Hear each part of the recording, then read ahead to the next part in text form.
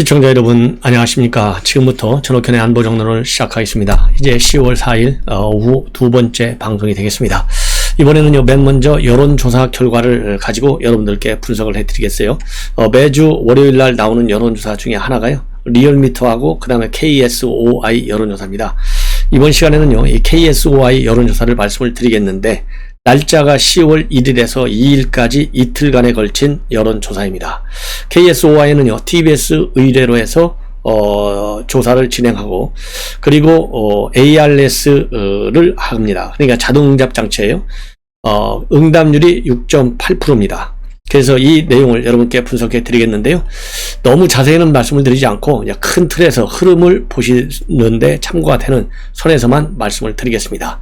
먼저 이 다자구도, 그러니까 모든 후보들을 다 놓고 조사를 해보니까요, 이재명이가 1등입니다. 윤석열과 아주 초접전입니다.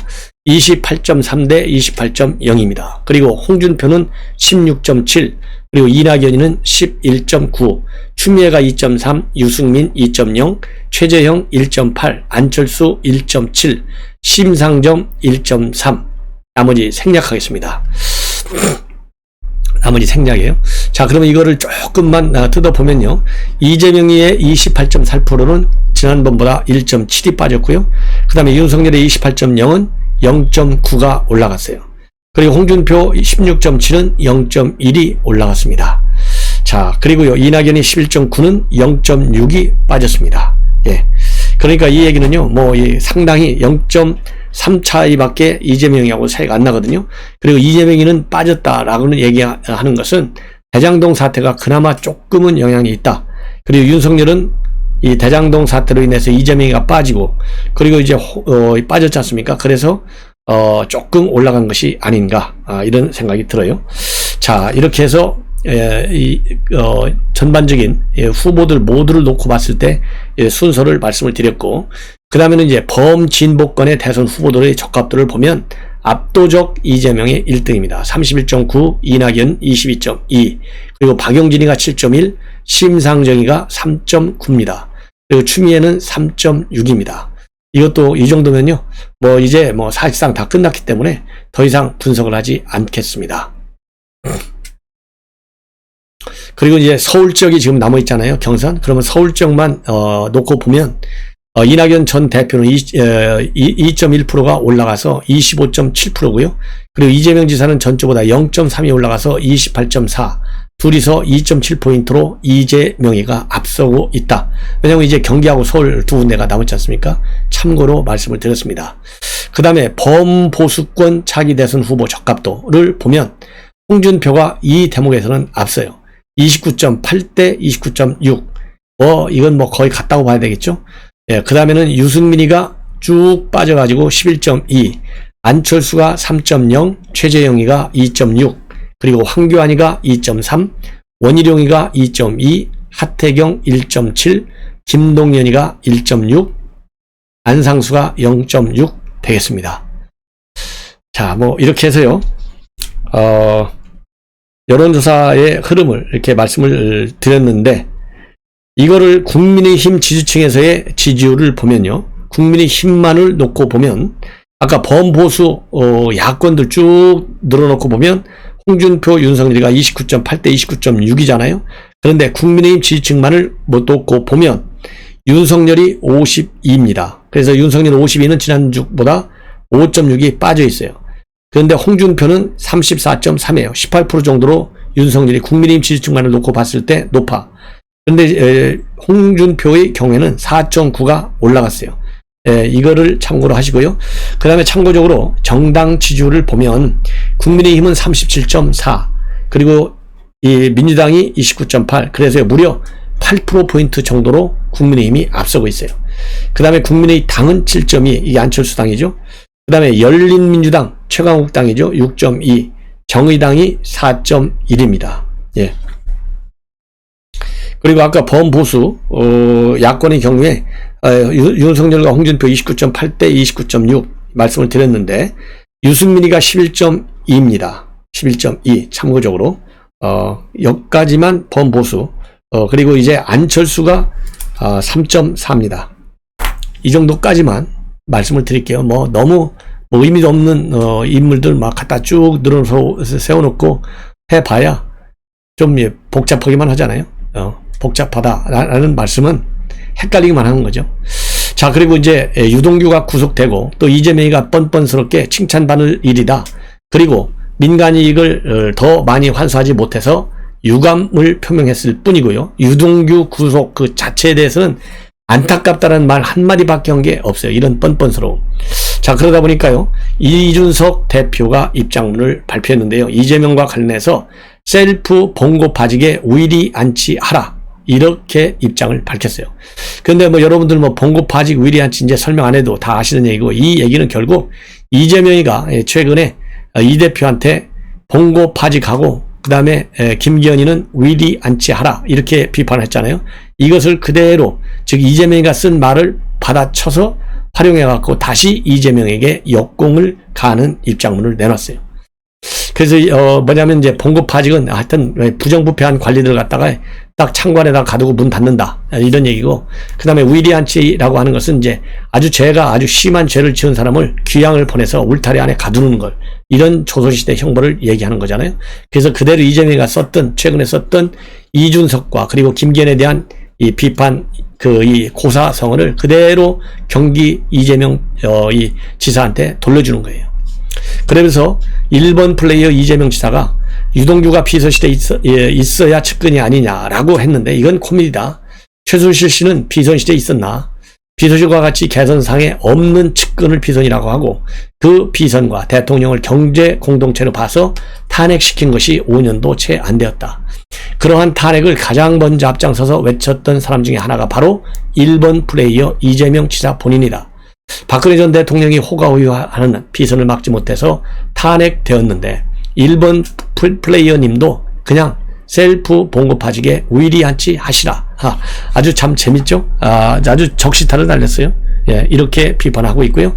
그 다음에 이거는 이제 오늘 내놓은 입장문이고, 그리고 이제 어제도요, 이재명한테 김만배 씨가 무죄 선고나기 전후에 대법원에 드나드는 것이 확인되면서 많이 조급하신 것 같은데, 할 말은 지금 얘기하지 말고 특검을 가서 얘기하라.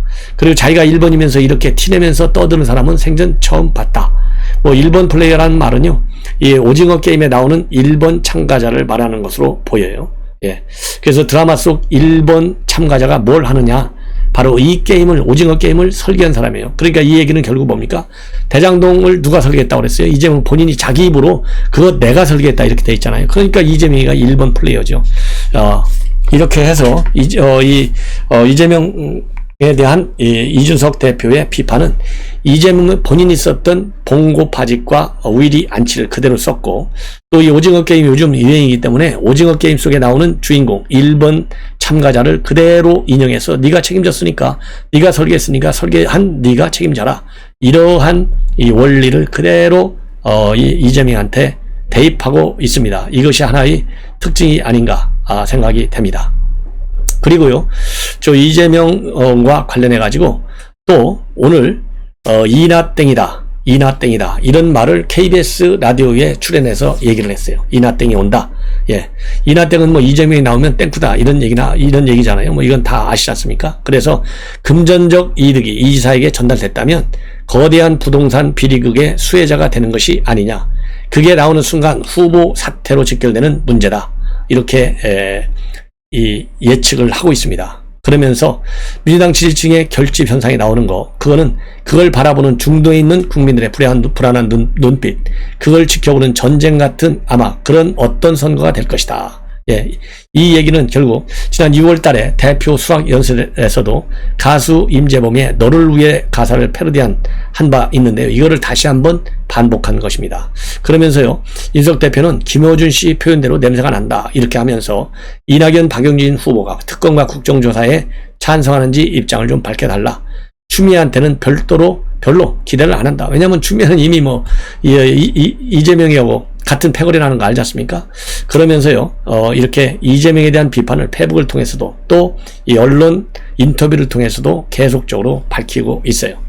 자, 이 얘기는 결국 뭡니까? 그만큼 이재명이가 당선이 된다 하더라도 후보 교체로 이 상황 악화가 가능성이 있다. 이런 지금 이 가능성을 지금 보이고 있는 것이 특징이다. 이렇게 보여집니다. 자, 이제는 말이죠. 윤석열 후보가 오늘 부산을 갔습니다. 이 부산을 가가지고 이 유동규 구속된 것과 관련해서 입장문을 내놨어요. 이거는 뭐 이 페북에 입장문 어제도 냈죠. 근데 이제 본인이 구속된 다음에 이렇게 직접 기자들한테 말을 하면서 내는 것은 처음인 것 같습니다. 이재명 지사 본인이 직접 형사 책임을 져야 된다. 직격탄을 날리고 있습니다. 예. 직격탄을. 자, 그러면서요, 관리자로서 책임을 느낀다라고 하는 이 책임이, 이재명은 뭐라고 그랬어요? 도덕적 책임을 진다고 그랬잖아요. 도의적 책임. 근데 윤석열 총장은 노. 도덕적 책임 갖고 안 돼. 형사 책임 져. 영창 가라. 이 얘기잖아요. 그러면서 이재명 지사의 관리자의 책임 문제가 아니다. 이거는 너무나 명백하다. 영창 갈 일. 예. 자, 그렇게 얘기를 하고 있고요. 그 다음에는 이 홍준표 후보와 뭐 고발 사주 문제라든가 그 다음에 임금왕자 쓴 거 이런 거 가지고 지금 사사건건 대립하고 있지 않습니까? 근데 고발 사주 의혹이 문제가 될 경우에는 윤석열 총장 본인도 책임져야 한다. 이렇게 최근에 홍준표 후보가 얘기했거든요. 그 부분과 관련해서는요, 그건 홍준표 후보 생각이다. 딱 잘라서 얘기를 하면서 그걸 같은 선상에서 얘기하면 민주당이냐 아니면 국민의힘 당이냐 이렇게 묻고 있어요. 그리고 또 그러니까 이거는 뭐 홍준표 후보가 이런 거 문제하는 것은 결국 네거티브는 네거티브지만은 결국 같은 선수끼리 돌아올 수 없는 다리를 건너지 말아라. 이러한 일종의 경고 메시지가 아닌가 하는 생각이 들고요. 또 우의장 당원과 관련해서도 한마디 했어요. 우의장 당원은 경선에서는 투표권을 행사하지만 본선에서 국민의 후보에게 투표하지 않을 민주당 지지자들을 말하는 것이 바로 우의장 당원이다. 그런 분들이 우리 당에 많이 가입했다는 얘기가 있고 실제로 추측할 만한 강한 의혹이 있다. 이렇게 주장을 했어요. 그래서 이 의혹과 관련된 이 증거가 뭐냐, 근거가 뭐냐 이렇게 하니까요. 소문도 많고 그런 얘기들이 많다. 이렇게만 짧게 얘기를 했습니다. 자, 그리고요. 이번에 또 부산에 내려간 김에요. 선대 임명장 수여식도 있었어요. 이 자리에서 성남 대장동에서 악취가 술술 난다. 이게 조금만 지나면 전국에서 나게 되어 있다. 민주당 정권의 부패와 국민 약탈이 국민들께 하나 둘 드러날 것이고 왜 지금까지 수사를 못하게 하고 조사를 못하게 해서 드러나지 않았다. 나라가 오죽하면 검찰총장했던 사람이 대통령 하려고 나오겠느냐. 여든 야든 개혁할 것이 많고 우리 당원 동지 여러분과 쇄신하고 나라도 바꾸겠다. 이런 약속을 했어요. 그리고 참고적으로요, 이 장재훈 의원이 캠프는 떠났지만은 오늘 이 부산 사당구 방역을 방문을 했고 장 의원도 현장에서 함께 했습니다. 그리고 오늘 윤석열 총장 캠프에서는요, 김의겸 의원을 명예 허위사실 유포 그리고 명예훼손 혐의로 경찰에 서초경찰서에 고발장을 접수를 했습니다. 이유는 뭐 여러분들 아시다시피 잘 아시잖아요. 그러니까 연희동 집 사고 판 거 이 시점을 가지고 지금 김의겸 의원이 잘못 얘기를 했지 않습니까? 물론 이제 사과를 했어요. 사과를 했지만 어쨌든 잘못 주장을 했어요. 이것이 이제 하나고 그 다음에 다른 하나는 이 형아우 김만배하고 윤석열 총장이 형아우하는 사이다. 그러면서 뭐라고 돼 있습니까? 바로 김만배가 윤석열 총장을 갖다가 특검 수사팀장으로 추천했다. 이렇게 자기가 눈으로 본 듯이 얘기를 했거든요. 근데 이거를 조선일보에서 팩트 체크를 해보니까 이 김의겸이는 현장에 그러니까 이 박영수 특검이 당시 일진 기자들을 모아놔가지고 뭐 식사를 한번 하는 자리에 있었는데 그 자리에 김의겸이는 가지도 않았어. 한겨레 신문 다른 기자가 김의겸한테 얘기를 하니까 그걸 듣고 나서 마치 본인이 김만배가 성렬형이 제일 적입니다라고 추천한 것처럼 이렇게 과장 왜곡해서 언론 플레이를 해버렸어요. 이게 허위라는 겁니다. 예. 그래서 이제 절대 간 것이 아니라는 거 하고요. 그 다음에 윤석열 후보가 그 수사팀장의 적임자다. 이거는요, 이 김만배 혼자만 한 것이 아니라 이미 이 기자들이 그런 얘기를 많이 해서 이 특허권이 없어. 그런데도 마치 김만배가 특허권을 가지고 있는 것처럼. 그래서 김만배와 이 윤석열이가 뭔가 뭐 이 비리 의혹에 고리가 하나 있는 것처럼 언론 플레이를 했어요. 이게 완전히 사실이 아니다는 것이죠. 그래서 이미 말씀을 조선일보에서 팩트 체크를 해보니까 김만배 혼자만 얘기한 것이 아니라 다른 기자들도 성렬형이 제일 낫다. 이런 얘기를 했고요. 그런 얘기가 나오기 전에 이미 박영수 특검은 법무부에 이 윤석열이를 수사팀장으로 이 발령장을 내달라. 이렇게 이미 법무부하고요. 조율이 끝난 상태였어요. 그렇기 때문에 이게 다 허위 사실이라는 겁니다. 그래서 이제 고소를 했는데요. 서초 경찰서에 이와 관련해서 이 김의겸 혐의가 또 끝까지 뭐라고 하고 있느냐. 오늘 바로 페북에 글을 올렸어요. 김만길 기자와 친문 주장에 대해서는 한치도 물러설 생각이 없다. 주준호 기자도 KBS에 나와서 김만배가 윤석열을 형이라고 불렀다라고 증언을 했다. 이런 점을 또 근거로 제시하고 있어요. 그러면서 영광이다. 스스로를 왕이나 여기시는 분께서 친국을 하시겠다고 나서니 한층 전의가 불타오른다. 누구 뼈가 부러지는지 한번 겨뤄봅시다. 이 얘기는 결국 또 윤석열 총장의 임금왕자 쓴 거를 비판하는 겁니다. 예, 그래서 이 집을 사고 팔 때 얘기한 거, 이거는 뭐 이 혼란에 들어서 공개 사과한 바 있다. 이렇게 밝히면서도요. 이번 이 화천대유 형 동생하는 사이 김만배와 이거에 대해서는요. 한치도 물러설 수 없다고 하는 강한 의지를 표명하고 있습니다. 그러면서요. 영광이고 스스로 왕으로 영입해서 친국, 즉 임금이 중죄인을 몸소 신문하는 게 친국이잖아요. 여기 계신 분께서 친국을 하시겠다고 하니 한층 전의가 불타오른다 라고 해서요. 마치 이걸 가지고 자기가 윤석열 총장을 얼마든지 때릴 수 있는 뭔가를 가지고 있는 것처럼 지금 과장 확대 선전하고 있습니다. 그리고 유승민이도요. 조국의 가분개에 이어서 이재명도 국민을 돼지 취급하고 있다. 여기에 대해서 강하게 비판을 하고 있습니다. 그래서요.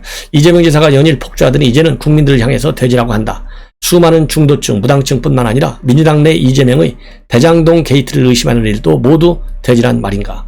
그렇게 부끄러움이 없고 정말 잘못도 없다면 특검을 받아라. 국정조사도 특검도 모두 피하려고만 하면서 입으로만 당당하냐. 이렇게 쏘아 붙이고 있습니다. 그러면서 어차피 너희 가분개는 다들 속아 넘어갈 테고 너희 돼지들은 진실을 할 필요가 없다는 뜻이냐. 이렇게 따져 물으면서 직격탄을 가하고 있습니다. 자, 이제는 마지막으로 말이죠. 진중근 교수가 요즘은 장문의 입장문을 내놔요. 그래서 이재명 조국 시즌2가 될 것이다. 허위를 사실로 팍팍 우기고 있다. 이런 입장문을 냈는데요. 이 논리적 흐름이 굉장히 좋습니다. 그래서 여러분들께 잠시 소개해 드리도록 하겠습니다. 조국 시즌2가 될 것 같다. 거짓말을 하는 것은 참을 수 있지만 이미 진실이 빤히 드러났는데도 끝까지 허위를 사실이라 박박 우기는 종자들은 참을 수 없다. 그 대표적인 사례가 조국이다. 당시 조국은 여권의 비공식적인 대권주자, 문재인의 후계자였다. 그렇지 않았다면 민주당이나 지지자들이 그와 더불어 함께 대국민 사기극을 펼치지는 않았을 것이다. 친문의 입장에서는 그가 유일한 대안이기 때문에 도저히 포기할 수가 없었던 것이다. 지금은 이재명이 조국이다. 이미 대선 후보로 사실상 확정이 됐으니 이제 와서 포기할 수 없는 일이고 그가 빤한 거짓말을 늘어놓더라도 그것을 끝까지 사실이라 우기면서 유권자를 현혹시키는 수밖에 없다. 그것밖에는 대안이 없다. 이렇게 주장하고 있어요. 그러면서 아직은 경선 중이나 이낙연을 지지하는 층에서 이재명에 대한 비판에 가담하고 있지만 일단 대선 후보가 되면 그들 중 상당수가 이른바 원팀이 되어 이재명의 국민 사극에 가담하게 될 것이다. 그러면 조국 사태 시즌2의 막이 올라오는 것이다. 그러면서 가짜 표창장이 가짜로 인정되기까지 2년이 걸렸는데 그동안 그 말도 안 되는 개소리 들어주느라 국민들이 얼마나 피곤했냐. 앞으로 몇 달 동안 그 괴로움을 다시 겪어야 한다. 그러지 않아도 거짓과 싸우나 지쳤는데 그 싸움을 또 해야 한다. 참 이거 피곤한 일이잖아요. 독일 유학 중 동독 출신의 사람과 나눴던 대화가 생각난다. 동독에 살면서 가장 괴로운 것이 뭐냐고 물었더니요. 매일 거짓말을 들어주는 게 힘들었다. 서독이 더 잘 사는 거 빤히 아는데 동독이 더 잘 산다는 프로파간다가 사람을 미치게 한다고 하더라 라고 했습니다. 그러면서 비슷한 심령이다. 단군 이래 최대의 공익환수 사업이다. 하이리스크, 하이리턴 사업이다. 민간 합동 개발 외에는 수가 없었다. 민간 개발로는 회수하지 못했을 돈을 환수했다. 유동규는 내 측근이 아니다. 본질은 쿠킹 게이트다 등등 이재명 캠프에서는 이미 사실로 반박된 거짓말을 끝없이 반박한다. 이렇게 하면서요. 아무리 사실과 논리로 반박을 해도 그들이 거짓말을 하는 것을 멈출 수는 없을 거다. 그 거짓말은 목숨과 밥줄이 걸린 거짓말이고 정말 피곤하지만 그렇다고 지쳐서 포기하면 안 된다. 예. 그러면서 그 거짓말로 지지자들은 설득할 수 있을 거다. 지지자들은 캠프에서 그런 거짓말을 적극적으로 해주기를 고대한다. 사이비 종교의 신도들에게 중요한 것은 참이냐 거짓이냐가 아니라 신앙을 유지하는 것이다. 신앙의 파괴가 그들에게는 곧 세계의 종말이다. 이사 측 주장이 중도층이나 무당층에는 통할 것 같지가 않다. 그들에게는 이재명 캠프의 거짓말을 믿어줘야 할 이유가 없다. 그러니 조국 사태 때처럼 대장동을 치적이라고 믿는 이들과 비리라 생각하는 이들로 세계가 두 쪽으로 나뉘게 될 것이다. 이렇게 입장문을 내놨습니다. 진중권 교수의 이런 입장, 제가 뭐 해석을 하지 않아도 여러분들께서 너무나 구절들이 가슴에 그리고 머리에 와 닿을 것 같습니다. 그래서 제가 이 페북에 올라온 입장문을 비교적 좀 소상하게 설명을 해 드렸습니다. 시청자 여러분들의 많은 시청 그리고 좋아요, 구독 당부드립니다. 감사합니다.